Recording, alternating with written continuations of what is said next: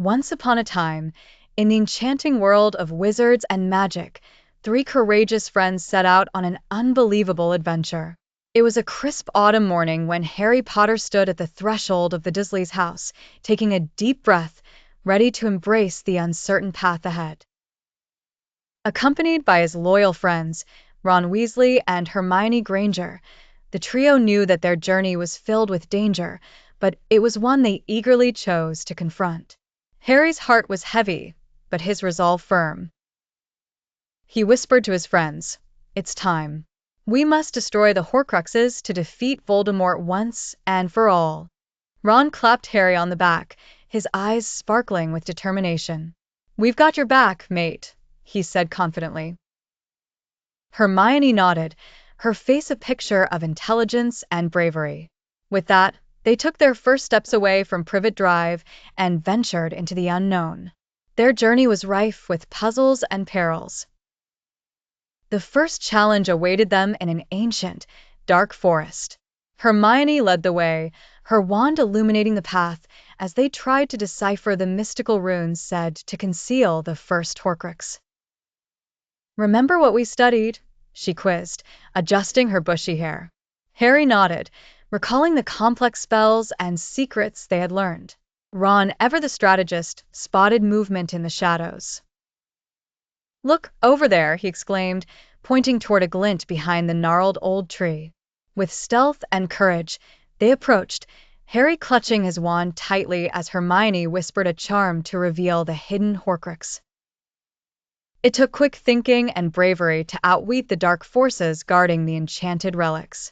As the group methodically destroyed the Horcrux, a sense of triumph warmed their hearts, yet they knew this was only the beginning.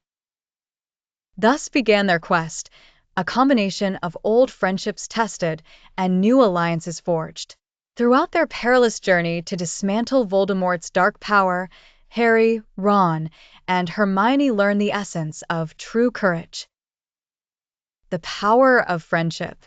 The road ahead was long, but with determination and unity, they were unstoppable. And so, they ventured onward, into the heart of danger, determined to bring peace to their world once more. Once upon a time, in a world filled with magic, there were three daring young wizards named Harry, Hermione, and Ron. They were best friends who had embarked on many adventures, but none was as daring as the one that brought them to the very heart of the Ministry of Magic. The trio had a solemn mission: to retrieve a Horcrux, a piece of dark magic concealed by the evil wizard Voldemort. They knew the Horcrux would be hidden deep within the Ministry, a place brimming with enchantments and security that was as tight as a dragon's grip on its treasure. With Hermione's cleverness, Harry's courage, and Ron's loyalty, they devised a cunning plan. Disguising themselves with the help of Polyjuice Potion, they took on the likeness of three unsuspecting Ministry employees. The potion tasted like old boots, but it was their key to entering the labyrinthine corridors of the Ministry undetected. As they slipped through the grand atrium, their hearts pounded like a herd of stampeding hippogriffs. The air was thick with magic, and they felt the weight of hundreds of enchanted eyes watching them. Security was around every corner, each one a potential foe. Hermione whispered the spells necessary to guide them, like a conductor leading a symphony of silence. Her voice seemed to weave through the air like a gentle breeze, reminding them of the path they had meticulously memorized. They reached the Department of Mysteries, where the Horcrux lay hidden among secrets veiled even from the minister himself. A sense of foreboding filled the air. Ron muttered something about blibbering humdingers, clearly nervous. Suddenly, a loud creak echoed through the hall as a door opened unexpectedly. They ducked behind a tapestry just in the nick of time, hardly daring to breathe. It was a mere caretaker on his rounds, but it reminded them of the fine line they tread between success and discovery. Finally, they reached the chamber holding the Horcrux. It glimmered with a sinister glow, nestled among oddities and curiosities. Harry reached out, feeling the pulse of evil, but Hermione quickly cast a protective charm over them, neutralizing the dark enchantment. With the Horcrux safely in hand, they retraced their steps, hearts lighter, yet still cautious. As they made their way back to the atrium, Ron's stomach growled loudly, breaking the tension and evoking giggles from his companions. It had been a tense adventure, but they knew they had made a significant step in their fight against dark magic. Triumphantly, they left the magical place, their mission accomplished, ready to face whatever challenge lay ahead in their quest to defeat Voldemort forever. Harry Potter was sitting in a cozy armchair by the flickering fire at Hogwarts, deep in conversation with his close friends Hermione and Ron. The winter holidays were upon them, and with a gentle snowfall outside, the trio decided to invest their time in uncovering more about the ominous objects known as the Deathly Hallows. "I've found something interesting," Hermione announced, flipping the pages of an ancient book from the Hogwarts library.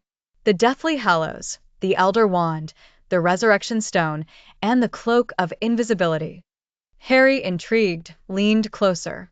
"But why are they called the Deathly Hallows?"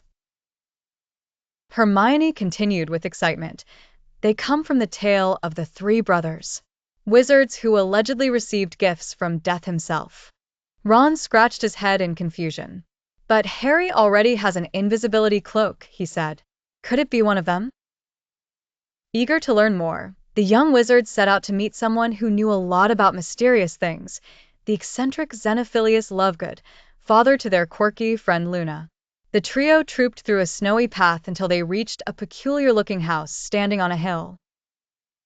The house seemed to spiral up into the sky like a corkscrew. The exterior was adorned with strange symbols and whimsical decorations. "Welcome, welcome," sang Xenophilius, opening the door with wide eyes framed by his odd spectacles. His mop of silver hair glistened like moonlight.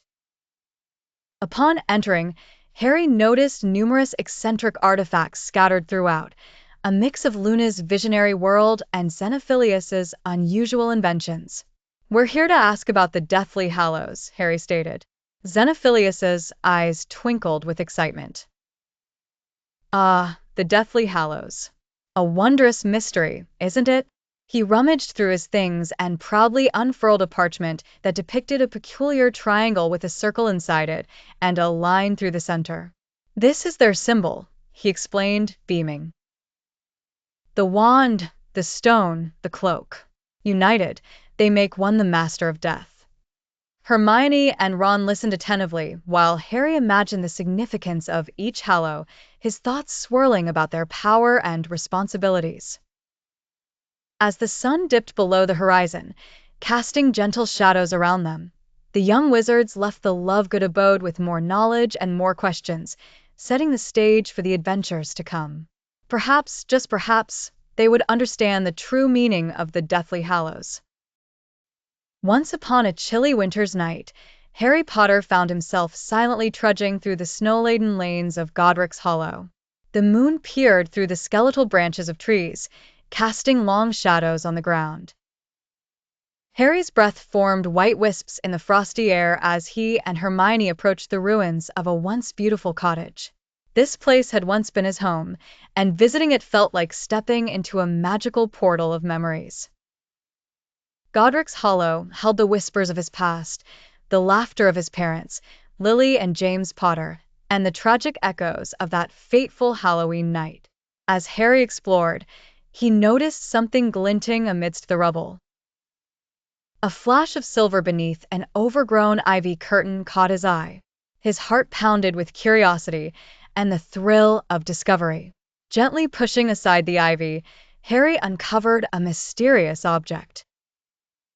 It was the sword of Gryffindor, its blade gleaming under the pale glow of the moon.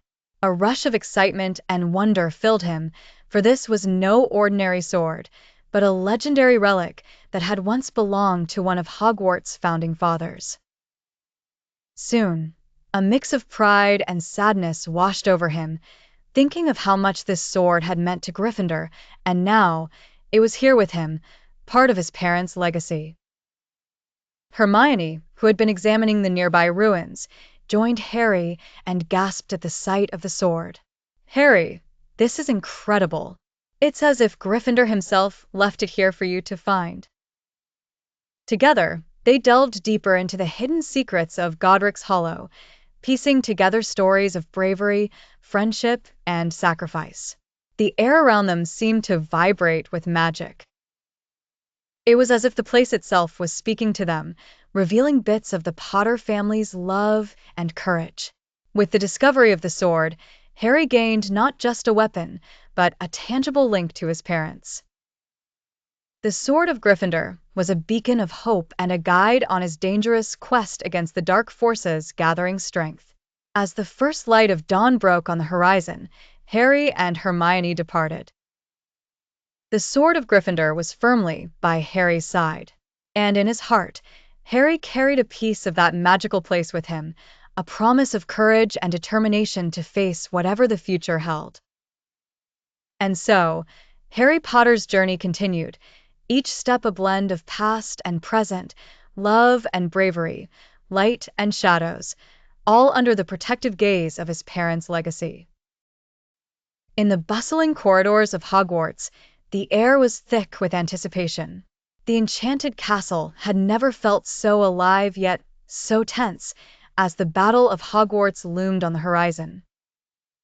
Young wizards and witches, along with their courageous professors, prepared themselves for a fight that would determine the fate of the wizarding world. The valiant Harry Potter, a boy who had become a symbol of hope for so many, stood among them, his face set with determination. As the first light of dawn crept over the horizon, a chill breeze carried whispers of an impending storm, the ominous arrival of Lord Voldemort and his fearsome army. The Dark Lord, with his sinister wand flickering menacingly, was ready to claim what he believed was rightfully his. But the halls of Hogwarts resonated with a different magic, a hope that burned brightly in the hearts of those who dared to stand against him. The battle began with a thunderous roar. Spells zipped through the air, lighting up the sky in a dazzling display of colors. Friends stood side by side, united by a common cause greater than themselves.